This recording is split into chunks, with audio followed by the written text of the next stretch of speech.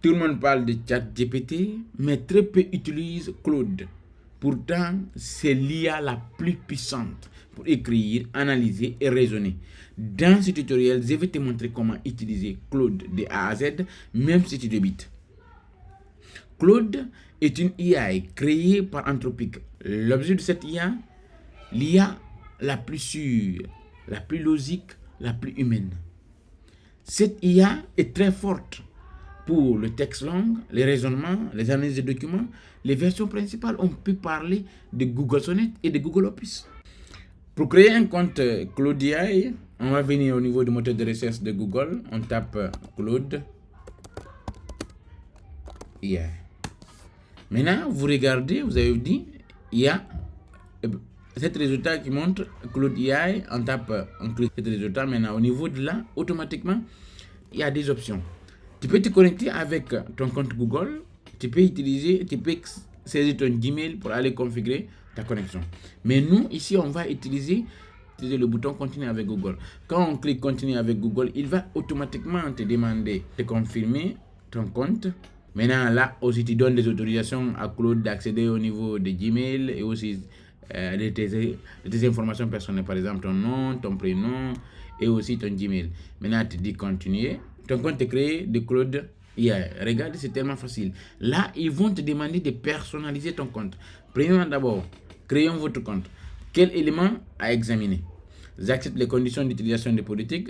Si tu veux t'abonner avec les emails occasionnels de mise à jour, de promotion, là, tu valides. Mais moi, je ne valide pas ça. Continue. On clique sur le bouton continue. Ici, automatiquement, on te demande ton numéro. Moi, je vais mettre mon numéro de Gabon. Je vais mettre Gabon, parce que je suis au Gabon. Après, automatiquement, j'ajoute le numéro 060. Je vais mettre 076 24 37 24. Là, automatiquement, j'envoie le code de vérification. Il dit numéro de téléphone invalide. Là, automatiquement, je fais le reste, 076. Après, je dis envoyer une vérification de code.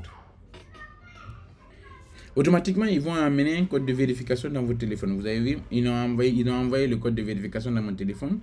Là, je tape le code de vérification. Il y a 44 62 19. Après, je vérifie le code. Regardez, ce sont des forfaits qui évoluent avec vous.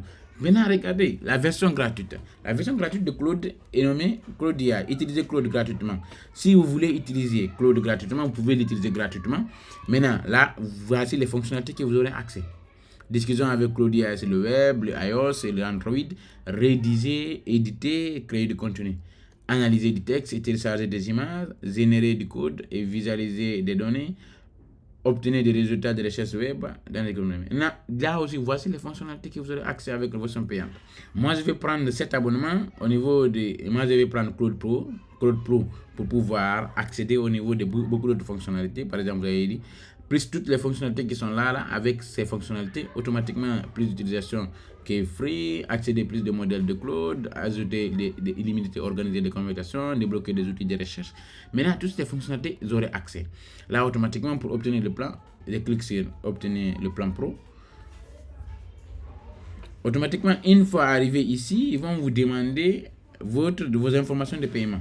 Mais moi, je ne vais pas annuellement. Moi, je choisis mensuel. Maintenant, automatiquement, je viens encore, je tape mon nom, je choisis le pays, après, je tape mon adresse de ligne. Là, vous tapez l'adresse de ligne. Par exemple, ici, quand je tape mon nom, automatiquement, Abdraman, je suis à Libreville à Tombabé. Après, automatiquement, à Libreville. Là, j'ai rempli mes maintenant. Ici encore, j'ai rempli ma carte de crédit. Quand j'ai rempli ma carte de crédit, automatiquement, je valide.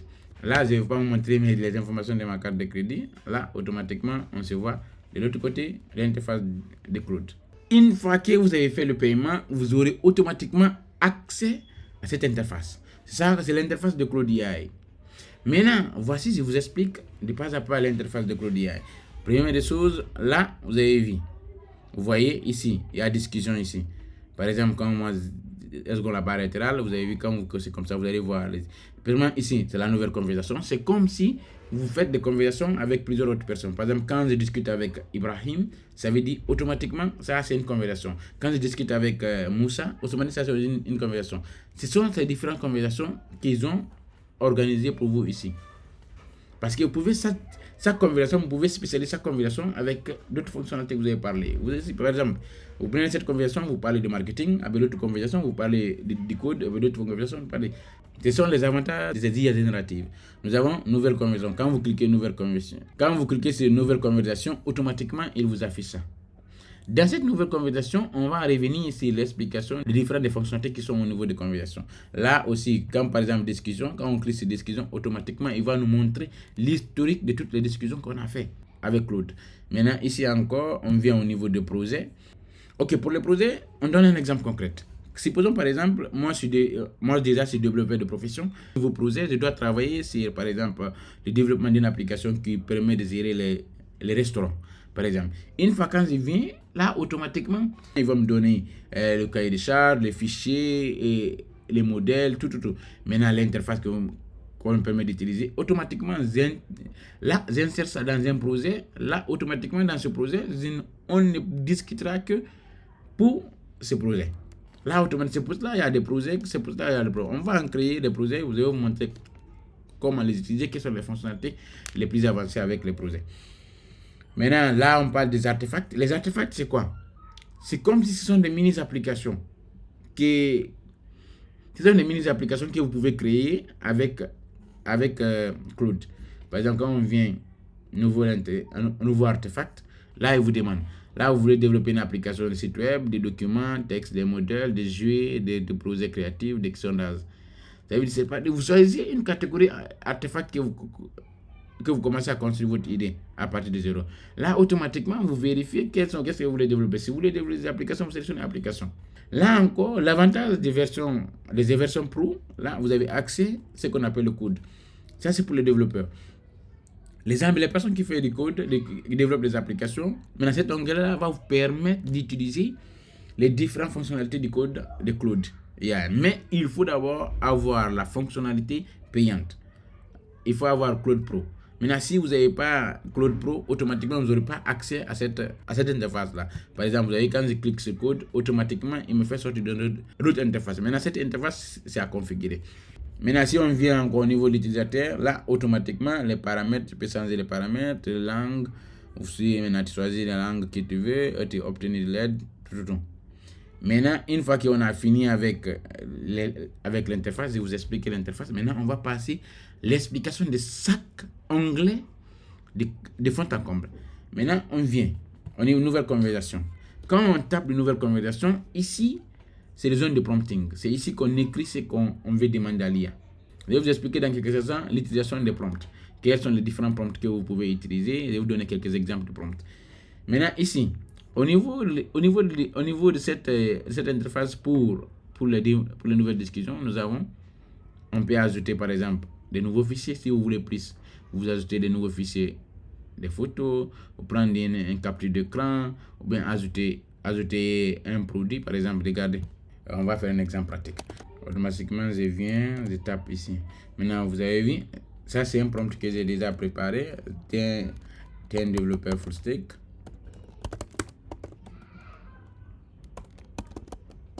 Automatiquement, là, j'explique tout. Je peux même donner le nom du restaurant, les différents tas de restaurants. Je peux même ajouter.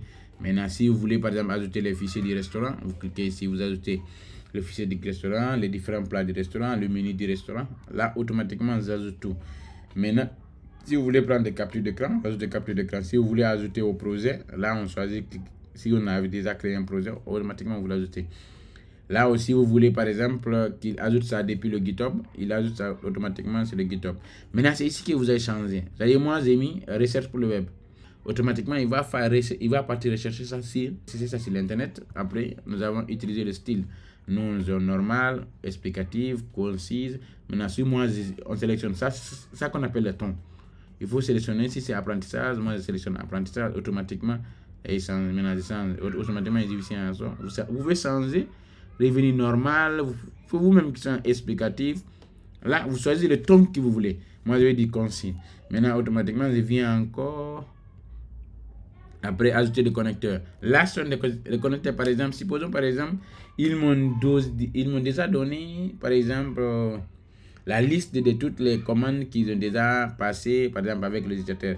Comment, par exemple, le formulaire de commandes, par exemple. Supposons, par exemple, ils ont déjà un fichier Excel ou bien un fichier Excel qu'ils m'ont donné, la liste de leurs commandes. Là, automatiquement, je cherche. Automatiquement, je cherche maintenant quel connecteur, qu'est-ce qu'il veut utiliser. Là aussi, c'est pour pouvoir les connecter. Ça, ce sont les connecteurs à utiliser avec Cloud. Maintenant, là, automatiquement, maintenant, qu'est-ce qu'on veut? Moi, je dis non. Moi, je vais faire version liste. Il y en a qu'à me faire version liste. Après, je tape envoyer. Avec les prompts, plus vous donnez des contextes, plus il va vous expliquer de manière claire. Maintenant, regardez, il me donne les MVP de l'application. Maintenant, il me demande le stack technique, React, Java, TypeScript, tout. Maintenant, au fur et à mesure que vous utilisez Cloud, vous pouvez encore changer le modèle. Vous avez vu ici, vous avez le modèle Opus 4.5, nous avons Cloud Sonnet, nous avons Opus 4.5, nous avons Sonnet 4.5, il y a un Haiku 4.5. Actuellement, c'est le plus rapide pour les réponses rapides. Lui, c'est pour les réponses rapides. Maintenant, lui, c'est beaucoup utilisé pour le codage. Maintenant, si vous voulez d'autres modèles, vous avez vu, il y a d'autres modèles, Echo, ça, ce sont les anciens modèles. Vous avez vu, c'est une version ancienne. Maintenant, les nouvelles versions, c'est comme ça là. Maintenant, là aussi, vous sélectionnez les nouvelles versions. Après, vous exécutez les réponses. Maintenant, là, quand on vient au niveau de l'historique de la discussion, vous avez vu, automatiquement, il a créé un nom par défaut de notre discussion qu'on a fait avec Claude tout à l'heure. Maintenant, vous pouvez renommer encore les discussions. Par exemple, moi, je renomme, j'ai dit non, application restaurant. J'enregistre. Automatiquement, il va mettre, vous avez vu, il a changé. Application restaurant. Si maintenant vous voulez par exemple ajouter au projet, vous pouvez l'ajouter ou déplacer cette discussion dans un projet que vous avez déjà créé. Là, on vient maintenant au niveau des projets. Comment créer un projet?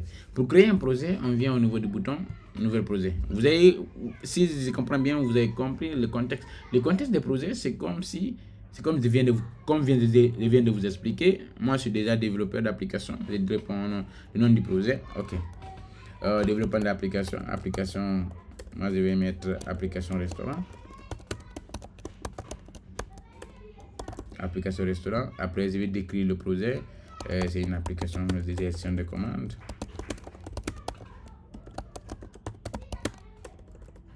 Une application de gestion de commandes. Après, je crée le projet. Là, automatiquement, j'ai créé le projet. Maintenant, c'est au niveau d'ici que je vais ajouter tous les fichiers. Par exemple, vous avez vu, là, j'ajoute tous les fichiers que le restaurant m'a donné. Par exemple, leur menu, l'historique de leurs clients, comment ils veulent table de données de leurs clients, comment ils veulent, quels sont les différents, le cahier de charges, j'ajoute tous les fonctionnalités.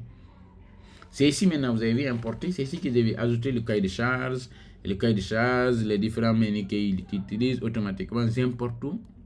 Quand par exemple je dis importer, automatiquement je sélectionne un fichier dans mon ordinateur, je l'ajoute automatiquement. Là aussi, je vais ajouter des instructions, par exemple des instructions. Automatiquement, il donne des instructions pour pouvoir éviter de mélanger les informations et de donner les informations pertinentes de cette conversation. Là, moi, je ne vais pas donner cette information, vous avez compris la logique. Automatiquement, maintenant, si vous avez fini d'installer tous les fichiers que vous avez donnés, vous allez maintenant interagir automatiquement avec, en fonction, les différents historiques, les différents fichiers que vous avez installés avec le projet. Automatiquement, tout ce que vous demandez ici, il va se baser sur ces fichiers pour pouvoir vous donner des réponses. C'est ça l'importance de ce projet. Il va se baser en fonction des fichiers que vous avez donnés. Il ne va pas sortir dans le contexte de ces fichiers. C'est ça maintenant l'importance d'utilisation de ces projets. Maintenant, au niveau des artefacts, automatiquement, regarde comment on utilise un artefact. Un artefact, c'est comme si c'est quelqu'un qui a déjà, pour créer d'abord un artefact, on va d'abord créer un artefact. Je vais venir nouvel artefact. Quand je clique sur nouveau artefact, il me demande, moi je vais développer une application web. Maintenant, vous avez vu, automatiquement là, il va vous poser quelques questions pour pouvoir affiner votre artefact. Il va vous poser des questions pour pouvoir affiner votre artefact. Maintenant, je vais vous aider à créer une application ou un site web pour commencer. J'ai quelques questions. quel type d'application ou de site web avez-vous besoin, quels sont les objectifs principaux, quels sont les utilisateurs cibles. Là, automatiquement, vous insérez ça encore. Vous insérez ça automatiquement dans cette partie. Maintenant, une fois qu'on a fini, maintenant, par exemple, regardez, moi, on va répondre à ces questions. Là, quand vous avez fini à répondre toutes les questions, automatiquement, il va créer l'artefact pour vous. L'artefact va créer, une fois que vous êtes venu, vous revenez au niveau des artefacts, vous allez voir les applications ici. Les inspirations, apprendre quelque chose. Là, automatiquement, ça sont les différents artefacts. Là, on va utiliser un artefact, par exemple, le PRD là. Lui, là, automatiquement, pour utiliser cet artefact, lui, l'artefact qui a été créé, la personne qui a créé cet artefact, automatiquement, lui, il faut donner le PRD de l'application. Je vais vous montrer le PRD d'une application vers le prototype. Maintenant, le PRD d'une application se comporte comme ça. Vous allez écrire toutes les informations et ce que vous voulez sur votre application. Là, quand vous finissez d'écrire toutes les informations que vous voulez dans votre PRD, vous l'insérez, vous téléchargez le fichier ici. Dès que vous venez de télécharger le fichier ici, par exemple, on va prendre un exemple de fichier. Par exemple, je vais prendre ça, même si ce n'est pas un PRD, là, automatiquement, générer le prototype. Vous avez vu, automatiquement, il demande de générer le prototype. Quand on demande de générer le prototype, là, on lance la génération de prototype. Là, cet artefact était créé pour simplement créer des prototypes, de quitter de PRD vers le prototypage. C'est ça son avantage. Maintenant, quand on revient au niveau de Claude Code, là, au niveau de Claude Code, là, c'est ça qu'on utilise, c'est ça qui est tellement plus important.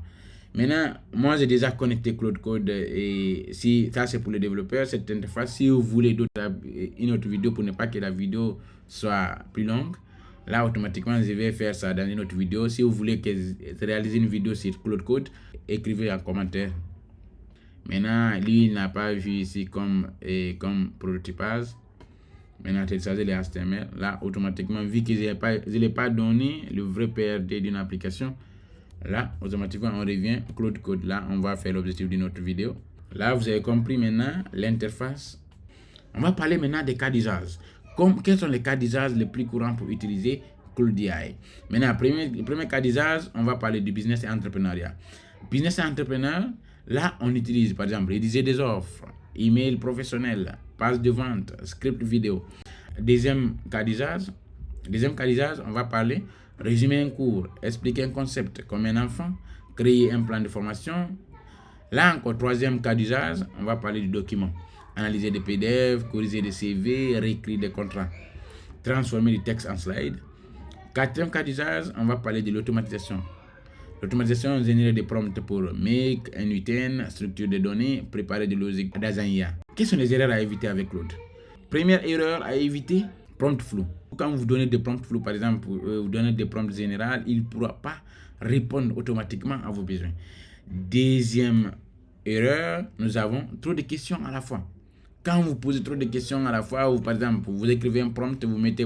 Troisième erreur, ne pas donner de contexte. Par exemple, quand vous donnez des prompts, il faut donner énormément de contexte pour permettre à l'IA de comprendre quels sont les outils que vous êtes en train d'utiliser, quels sont les outils que vous utilisez, au niveau de quel contexte vous utilisez, quelles sont les différentes ressources qu'il va mettre en place. Là, ça va lui permettre de le focaliser. C'est comme si vous expliquez à un de vos amis un concept. Par exemple, vous voulez un ami de vous expliquer un concept. Quand vous ne lui donnez pas quelques contextes, il ne va pas comprendre, il ne va pas vous guider comment l'expliquer. Parce que quand vous lui demandez, je vais faire de l'IA, automatiquement, vous n'avez pas précisé. Vous voulez faire de l'IA. Maintenant, vous voulez utiliser quel modèle? Vous voulez utiliser quels sont les... Là, il faut vous poser énormément de questions pour pouvoir affiner pour pouvoir vous répondre, pour pouvoir très bien vous répondre. C'est la même logique qui revient avec les IA d'aujourd'hui. Maintenant, ce sont les 4 erreurs à éviter. Si tu maîtrises Claude, tu as un avantage énorme sur 99% des gens. Abonne-toi, car je vais te montrer comment gagner de l'argent avec l'intelligence artificielle et l'automatisation. Likez, abonnez et partagez la vidéo et commentez en commentaire Claude AI. Si vous voulez que je continue le cours avec Claude Code, tapez les commentaires Claude Code. Je vous explique encore automatiquement Claude Code et je vous remercie. Si vous voulez d'autres tutos quelles sont les suggestions d'autres tutos que vous voulez à l'IA et à l'automatisation, vous pouvez me suggérer ça dans les commentaires. Je vais vous expliquer en fonction de vos différentes suggestions, les vidéos que vous voulez suivre. Et je vous remercie.